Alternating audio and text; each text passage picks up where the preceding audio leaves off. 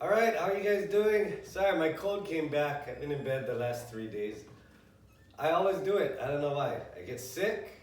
I don't get sick often, but I get sick, and I'm a big baby when I'm sick. I just lie in bed all day, take medicine, and as soon as I feel like I'm getting a little better, like I know I should rest that one more day or maybe another 2 days, but as soon as I feel a little better, I make choices like going golfing, meeting some friends at the bar, and it happens a lot, the relapse. But I'm alright, I'm good. But I've been pretty bored in bed and I really wanted to do something, so. Alright, so today, what I want to do is, I remember I talked about this a little bit, but I didn't focus on it. And I think it's important enough to focus on, and this comes back to basic picking. Okay, now the object is to connect the notes when you pick. C, D, E, D, C. Okay, and you're gonna notice that you don't hear, it doesn't sound like this. C, D, E, D, C. Right? So in the example I just used, you could actually hear the note play and stop. Next note play, stop. Next note play, stop. But actually, you don't want to have that stop. False alarm. Okay, so what I want to do today is just kind of talk about in as much detail as I can how I actually connect the notes. And if you're interested in really trying to connect your notes, you should try it out yourselves. So let's get to it.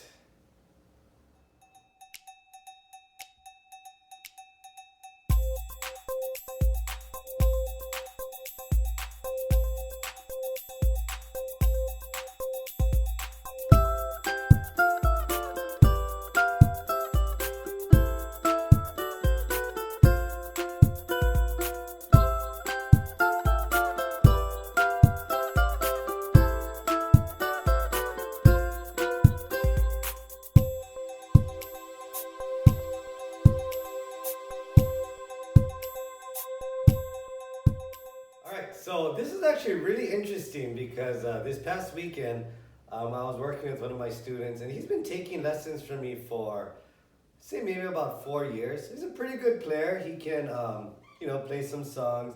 His picking technique, though, is I just kind of noticed that, the notes don't feel as connected as I thought they could be. But by watching him, everything looked pretty good until I used my camera to videotape his playing, and I used a slow motion option, and then we could see a difference in the way that I play and the way that he plays. But it's very similar.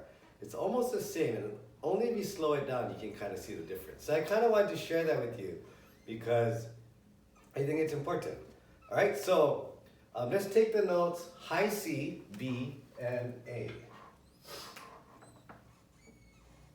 High C, B, and A. Just 3 notes. Okay, so high C, B, and A. Okay, high C, B, A. Okay, so all we're trying to do, okay, for now, normally we're trying to do multiple things, but for now the focus is just on, we don't want the notes to stop in between. Okay, so when you're playing, we don't want it to sound like this. C, B, A. Okay, we don't like this. We want it smooth. Okay, C, B, A. Okay, or multiple fingers. C, B, A. Okay, so let's talk about how you stop the string. Okay, so first of all, let's look at my left hand here. When I play the high C note, by letting the string go, like this, or just kind of loosening up, you're stopping the sound. B, A. Okay? So what most beginners do is they'll play the C and they'll change quickly. They'll go C, now they'll change here, but they didn't pick yet. Okay, so by changing, you're actually stopping the sound. Hear that? Okay, so you don't want to do that. So you want to actually change exactly when you pick. It's almost the same time. Okay, so that's your left hand. Okay, don't change until you're ready to pick. Okay, now with your right hand, if you pick and watch my thumb, I'm gonna pick and rest on the string below. This is the other way to change it. I mean, this is the other way to stop the strings. Okay, so you don't want to do that either. Okay, so what I want you to do is practice this. Practice picking high C and then saying change. And when you say change, you're talking about your left hand changing, like this. Change, okay? Change. So all I'm going to do is pick and say change. That's it. Change. Change, okay? Now the next step is I want you to pick when you say change. So pick, change. Again, pick high C, change. Okay, so because I'm doing it almost at the same time, you're not hearing the stop. Okay, so C, change, change. I'll do it one more time without me talking over it. Just like that. C, B, A. And just let it ring up, okay? So here's a better exercise. Try doing it with one finger. C, B, A. Okay, so when I say C and I change, it's almost the same time. C to B to A. Okay, so from B to A, I even let go at the same time.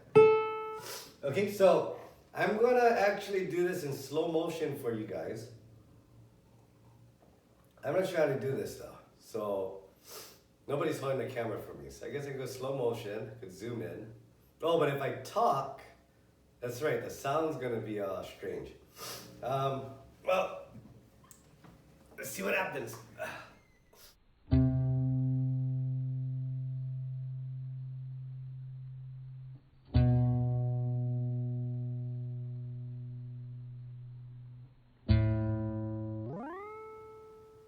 Okay, so you can see how what I'm doing is my right hand, I'm picking and I'm coming up early. Pick and come up. So I'm still using a rest stroke, but I come up a little early. Okay? What I noticed my other student, what he did was he would pick and leave his finger down. So when he would change, but his finger is still coming up. And that's why he would be delayed. That's why it was always like pick, move, pick, move, pick, move, pick, move, pick. Okay, but it should be just about the same time. Hold on, let me blow my nose real quick. Man, being sick sucks. Wow. Okay, so even the coffee doesn't taste as good. Okay, so now, okay, so my student would do is, and I'm gonna try this in slow motion too. Okay, but basically what I'm gonna demonstrate is how he would pick, leave his thumb down, change, come up, pick, and it was just a little too slow. Okay, so I'll demonstrate in slow motion.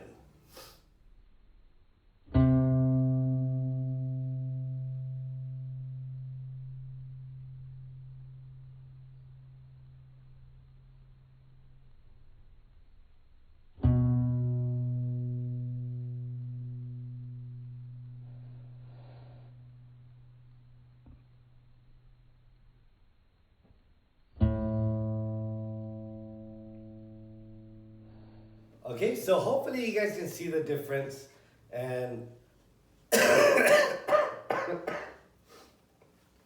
don't worry, I'm not contagious over the internet. Okay, but the main focus, try to get into the habit of picking with your thumb and bringing it back up, so you're ready for the next note. Okay, and it's kind of my fault because when I first taught or introduced the rest stroke, that's what I would do. I would pick and rest on the string below.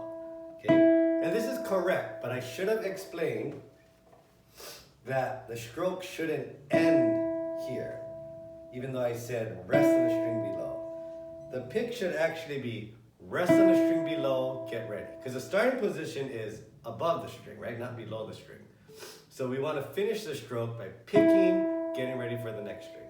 Picking, getting ready for the next string. So a proper stroke would actually be rest on the string below and get back up. And now you're ready for the next note. Okay, and that's what I do here. C, I'm ready. B, I'm ready. A, I'm ready.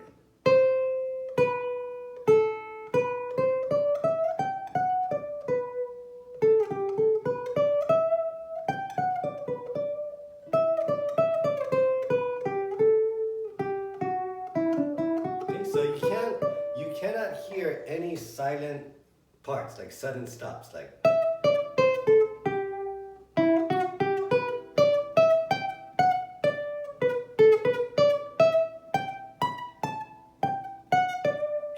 And it doesn't seem like a really important thing, especially when I have to explain it on a video in slow motion.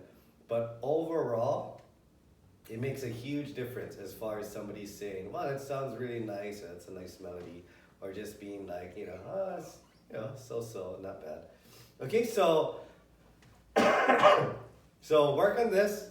And this is, once again, all we're trying to do is connect the notes, okay? And hopefully if you can take your phone, ask somebody to record you picking and see if your fingers are actually moving, picking and moving, picking and changing at the same time.